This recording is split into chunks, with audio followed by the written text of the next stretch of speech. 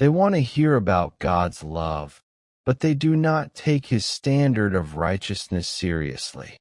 They like messages of peace, but are unwilling to listen to God's warnings about judgment.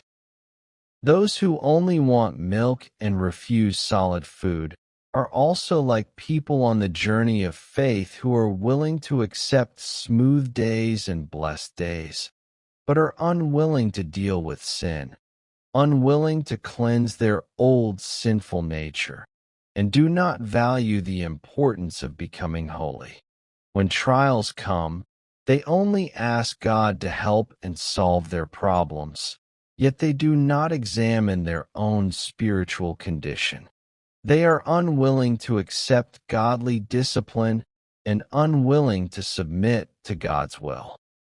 We must never focus only on material and fleshly blessings while neglecting the salvation and growth of the spiritual life.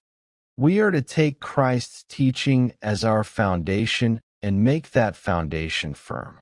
Then we must set out on the path of sanctification, growing from spiritual infants into mature adults, moving from only drinking milk to being able to eat solid food.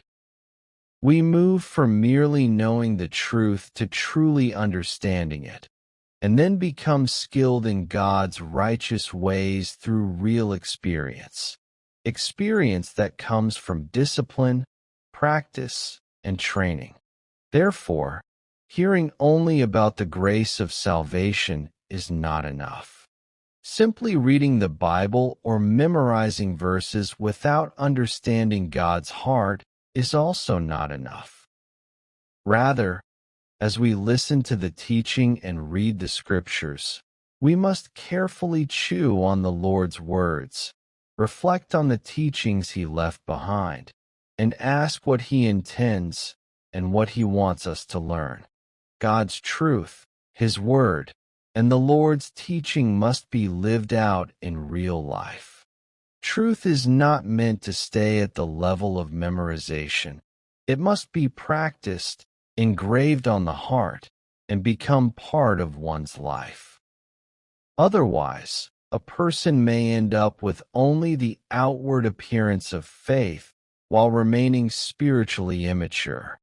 In an evil generation, such a condition easily leads to spiritual danger, being swept away by the current of the world and failing under the devil's temptations.